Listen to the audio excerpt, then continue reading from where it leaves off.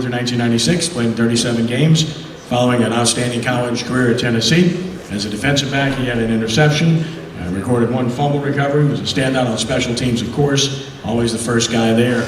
The Saints, of course, coming off of a loss to the Jets yesterday, which I'm sure will be a topic of discussion here today, and they will host the Dallas Cowboys this Sunday night at the Mercedes-Benz Superdome. Please give a warm Quarterback Club welcome to J.J. McCleskey. J.J.?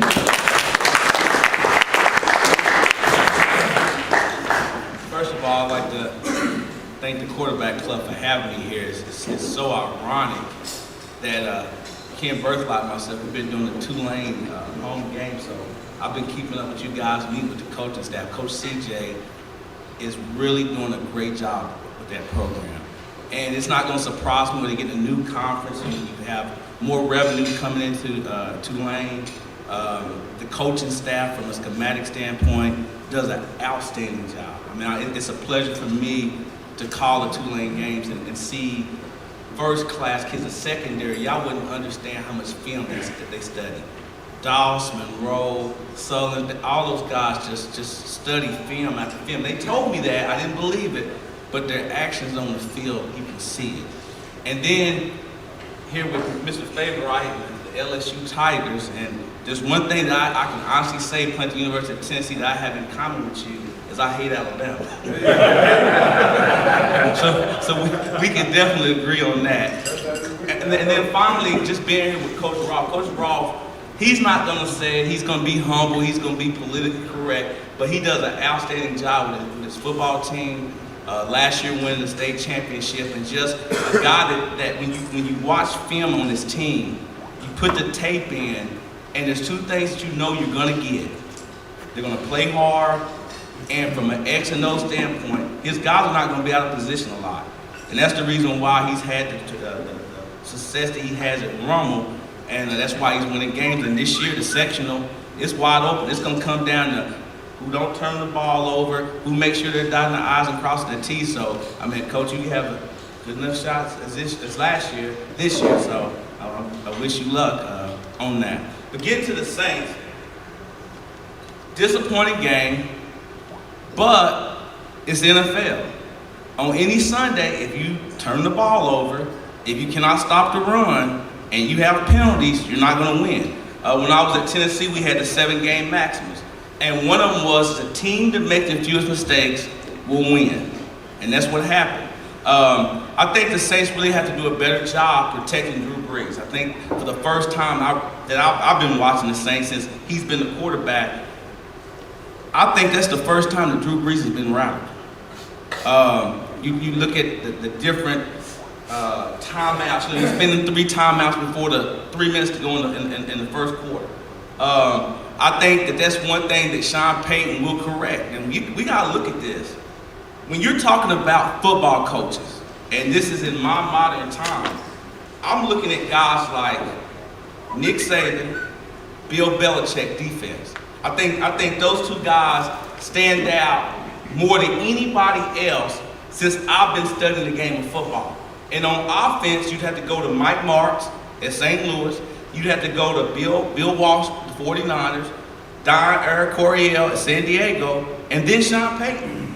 So from an offensive standpoint, I think he'll be able to get that line back together. I think he'll be able to do things.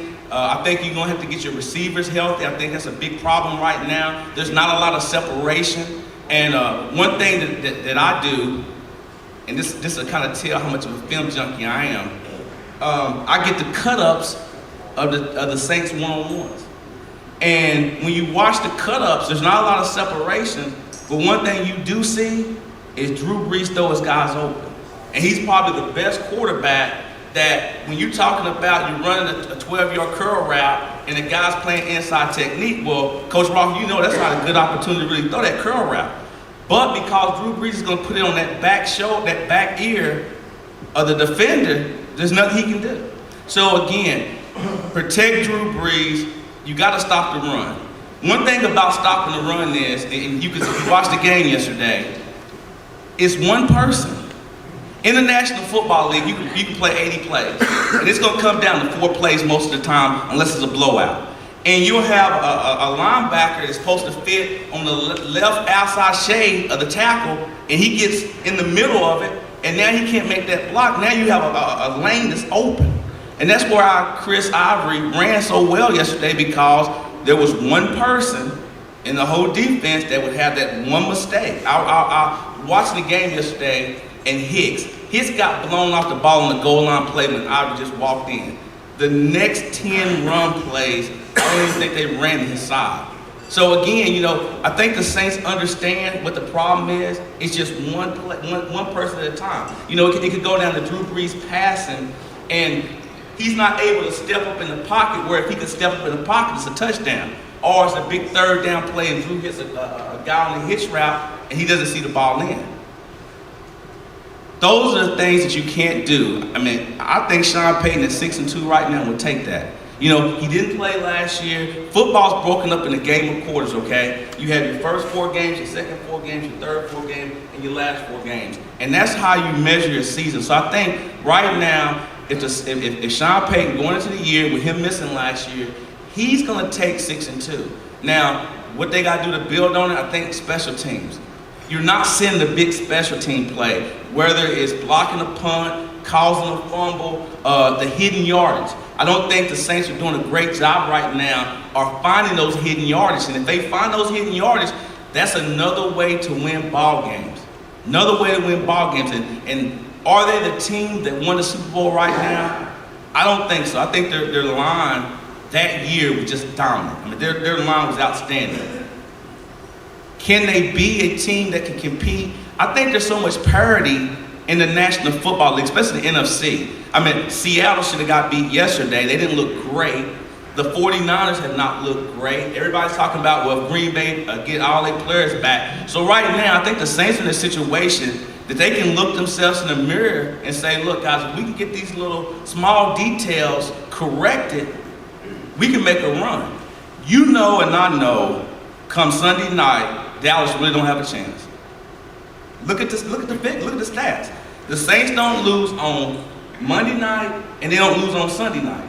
So now they gotta build on that. They gotta build on bringing the Dallas Cowboys in, beating up on them, because their next 3 weeks they got their hands full, and we're gonna really find out how good the Saints are in these next 3 weeks. They have a big boy schedule, so get some guys healthy. I think getting Marcus Colston healthy is a key. I think we saw that Lance Moore, getting him healthy is a big key. I was surprised to see Robert Meacham make the type of plays that he made. They're going to need him to step up.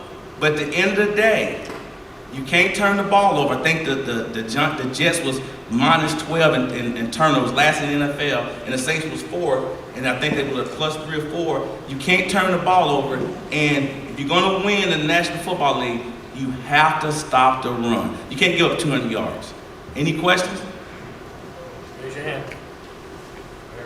So if probably an expectation that Geno Smith, he could play well, he could not play well. So why didn't we do more run blitzes or things like that to help stop the run, and maybe get guys in the lanes already and just kind of show our hand and play man-to-man? That's a great question. I'm going to tell you why, because of the threat of the play action, the threat of Geno getting outside the pocket. Sometimes, and this is when you're looking at defense from a defensive coordinator standpoint. If you play cover 0 and your back's turned and he breaks from the initial onset of the blitz, it's a touchdown. So you have to really be wise and be careful on when you mix up your blitzes, your zone blitzes, and again, Geno Smith did not kill the Saints. Not stopping the run, but listen. Understand this. You're your basic 3-4 alignment, and your linebacker, when he's supposed to be engaged here, he's coming here. Clear line. Okay? So you're only talking about maybe 3 or 4 or 5 plays that happened where they really gapped the Saints. And again, the NFL comes down to 4 or 5 plays, key plays. The goal line situation, not goal line, but they had him backed up to the 2-yard line. Hicks didn't get across the face. The linebacker couldn't get across. You had 2 guys in the same gap breaks loose. I'm gonna tell you who I'm really impressed with, and I'm gonna apologize to him for not mentioning his name. It's Picaro, the safety. He is the real deal. I'm gonna tell you something. Some of the tackles that he had to make, again, when from a schematic standpoint, when you leave open gaps, it's hard to make tackles as a secondary. That's one thing that Tulane defense does a great job with. You never see their secondary guys have to make hard tackles. You're talking about Chris Ivory, who's a bowling ball, who has good speed.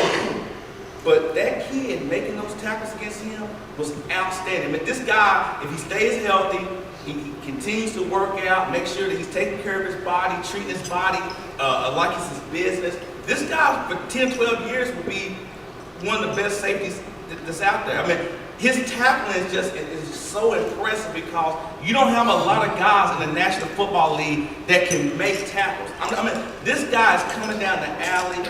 He doesn't have any concern for his body. He's going to give it up. And again, if the defensive front seven can do a better job of just making sure they're in their proper gap, this kid could have an unbelievable career with the Saints. Well, I guess the scary thing maybe going forward then is we've got to go play, obviously, Carolina. We've got to play Dallas. We've got to play Seattle and San Francisco.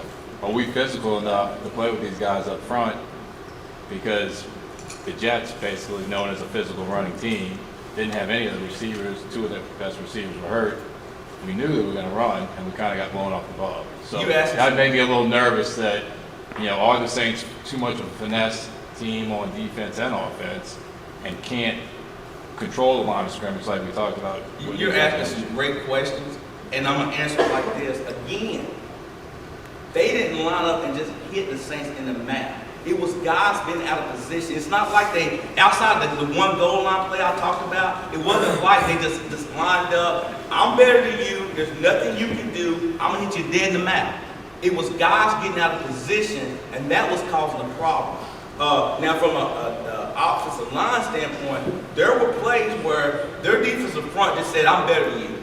I'm more athletic than you, and that's where it's got to be corrected. And that's where the play calling and Sean Payton being who he is will be able to take care of that situation. Yeah, was it a bad call on fourth down, running reverse? Absolutely yes, but guess what? If the guy doesn't do a great job of just being back there, it was a touchdown. I mean, he was the only guy there. So again, you can't question Sean Payton. He's definitely a guru. You can't question Mickey Loomis. You can't question Brian. I mean, he's definitely turned the defense around. And I think he's one of those guys who's been around the league enough to know how to make those adjustments. Again, you're not going to go undefeated in the National Football League. Places like Kansas City, places like Oakland Raiders, places like the Jets and the Giants and Philadelphia, those are your toughest places to play in the National Football League. Outside of the Dome, in my opinion, the other places, you can stop me if I'm incorrect in this, outside of those 5 teams in the Dome, those are college-like environments. Those are true home field advantage. The other places are not home field advantage. I mean, it is what it is. You go out to the Cardinals. I played for the Cardinals for 5 years.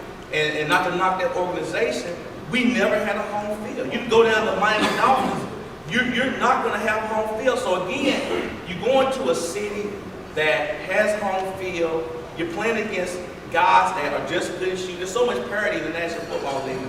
Again, you had a chance to win the game. You're coming down to the last 2 or 3 minutes. The ball's in Drew Brees' hands. You have a big third down that you convert, and you got home.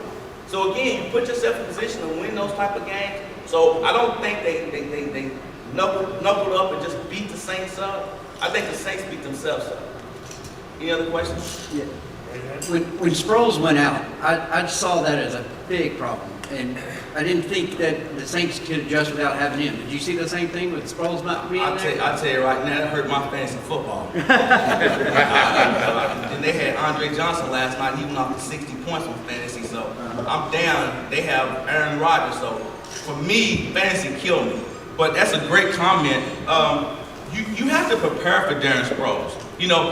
It was guys like Darren Sproles being in the league while I was in the league who could match up with a Sproles-like guy on third downs. What happened is now, on your third down package, you can be more freely. Not to take anything away from any of the running backs for the Saints, but they can't run the F angle like Darren Sproles can. They can't run the out and up like Darren Sproles. So now, what you did, you took their defensive package and you've expanded it. Now they can do more from the defense coordinator can do more because now I don't have to deal with this little guy on third down. Right. Now I can maybe double Jimmy Graham in the slot a little bit more. I can maybe put a little bit more focus on Lance Moore. So again, the last time Sproles didn't play, where you really saw it was the 49ers a couple years ago when they got beaten in the playoffs. That's how much this guy means to him. He's a security blanket for Drew Brees. Anyone else? Guys, again, I appreciate you guys having me here, and I appreciate you guys.